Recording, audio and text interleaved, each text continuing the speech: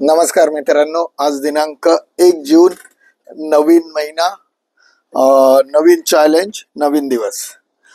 मित्रांनो, कालच्या भागामध्ये ज्यावेळेस मी शेवट केला होता त्याच व्हिडिओमध्ये नंतर मला अपेक्षित होतं त्याच पद्धतीत काही प्रश्न आपल्याकडे आले होते की मी कुठल्या फंडमध्ये इन्व्हेस्टमेंट करावी.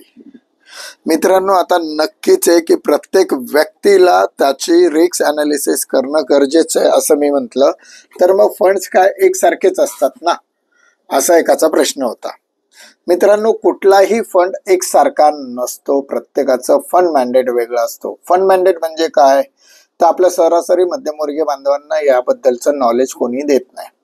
फंड मॅन्डेट याचा अर्थ की जे पैसे तुम्ही गुंतवलेले असतात त्यावेळेस म्युच्युअल फंड कंपनी ते पैसे वेगवेगळ्या ठिकाणी इन्व्हेस्ट करते. म्युच्युअल फंड कंपनीने ते पैसे कुठे इन्व्हेस्ट करावे हे अथॉरिटीकडे, सेबीकडे, एम्फीकडे म्युच्युअल फंड इंडस्ट्री विचारत असते. त्याचं एकदा त्यांनी जेव्हा फंड लॉन्च केलेला असतो त्यावेळेस त्यांनी त्याचा अप्रुव्हल घेतलेला असतो. त्याचा तो फंड मॅन्डेट असतो. फंड मॅन्डेटच्या अकॉर्डिंगली हे ठरत असतो की तुम्ही इन्व्हेस्ट केलेले कुठल्या फंड मधले पैसे कुठे इन्व्हेस्ट केले जातील. लक्षात घ्या, त्याच्यासाठी अनेक अशा कॅटेगरी मार्केटमध्ये होत्या. आज म्युच्युअल फंडचे हजारापेक्षा जास्त स्कीम मार्केटमध्ये आहेत. अनेक एएमसीज काम करतायत. What is AMC? एएमसी म्हणजे ॲसेट मॅनेजमेंट कंपनीज.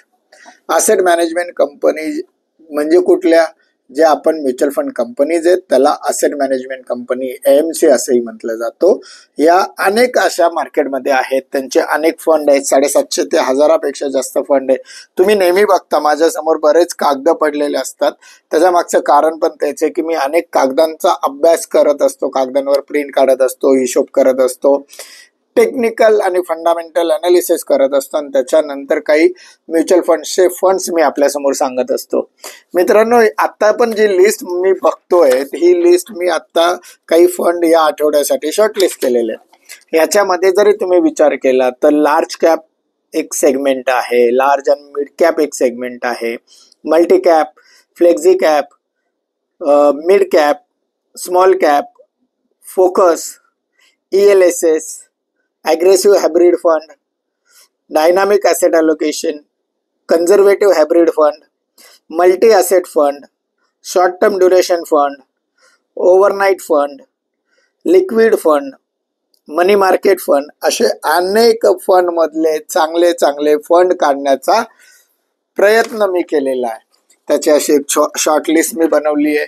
आता ह्याच्यातल्या कुठल्या फंड मध्ये मी टाकायचे, लक्षात घ्या. तुम्हाला फक्त आतापर्यंत काय सांगितलं गेलं होतं, म्युच्युअल फंड.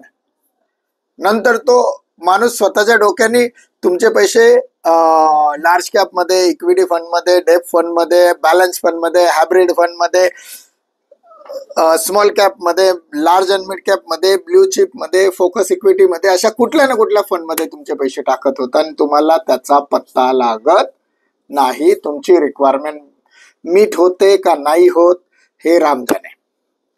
आपण काय करतोय, आपण प्रत्येक व्यक्तीनुसार त्या व्यक्तीचं अनालिसिस करतो आणि ह्याच्यातला कुठला फंड मध्ये तुम्ही इन्व्हेस्टमेंट केली पाहिजे. मी आता जे नावं सांगितले त्या फंडच्या कॅटेगरीज आहेत. या कॅटेगरीमध्ये, सब कॅटेगरीमध्ये त्या असेट मॅनेजमेंट कंपन्यांच्या स्कीम असतात आणि या स्कीम मध्ये आपण इन्व्हेस्टमेंट करायला सांगतोय. लक्षात घ्या, तुम्हाला आता मी सेकंड शेल मध्येच ठेवलेला आहे. पहिला शेल मध्येच तुम्ही इतके दिवस इन्व्हेस्टमेंट करत होता, मी तो शेल फोडलाय. दुसरा शेल पण दाखवलाय, अजून तिसरा शेल असेल त्याच्यामधला इन्व्हेस्टमेंट. पण आता 1000 कंपन्यांची नावं तुमच्या डोक्यामध्ये घुसवावी का, तर ते मला तरी शक्य वाटत नाही. त्यापेक्षा तुमचं अनालिसिस करावून आपण काम करू.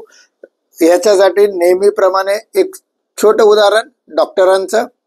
जर तुम्हाला पोट दुखत असेल तर डॉक्टर तुमच्या हृदयाचं किंवा डोक्याच्या बद्दलची तुम्हाला इन्फॉर्मेशन देतो का? नाही.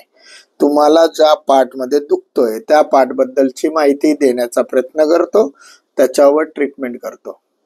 सिमिलरली तुम्हाला जी तुमची इन्व्हेस्टमेंट साठीची जी रिक्वायरमेंट आहे, आपल्या थीम मध्ये जेव्हा आपण म्हणतो की उद्याचा भारत, ज्यावेळेस आपण उद्याचा भारत उद्याचा स्वतःचा संकल्प करण्याचा विचार करतोय, तर उद्या तुमची पहिली प्रायोरिटी, पहिली रिक्वायरमेंट काय?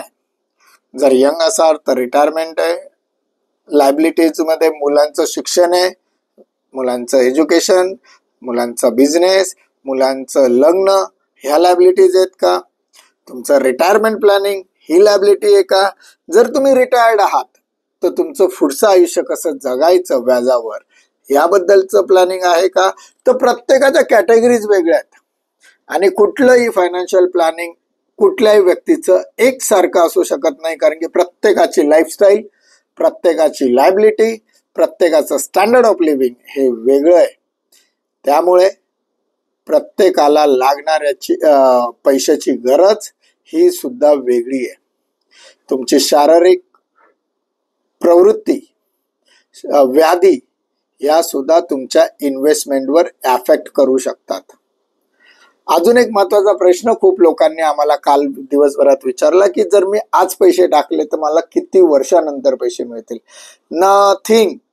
तुम्ही जर ELSS सोडून कुठल्याही म्युच्युअल फंड मध्ये पैसे टाकले तर तुम्हाला पाहिजे तेव्हा तुम्ही पैसे काढू शकतात. SIP मध्ये दर महिन्याला पैसे गुंतवले जातात, पण लमसम एकदाच पैसे टाकू शकता का? तर टाकू शकता. एकदा टाकले शांत बसले चालतो, दररोज टाकले चालतात, महिन्याला टाकले तर त्याला SIP असं म्हणतात. तुम्हाला पाहिजे तेव्हा टाकायला लमसम मध्ये किमान 5,000 रुपये टाकावे लागतात.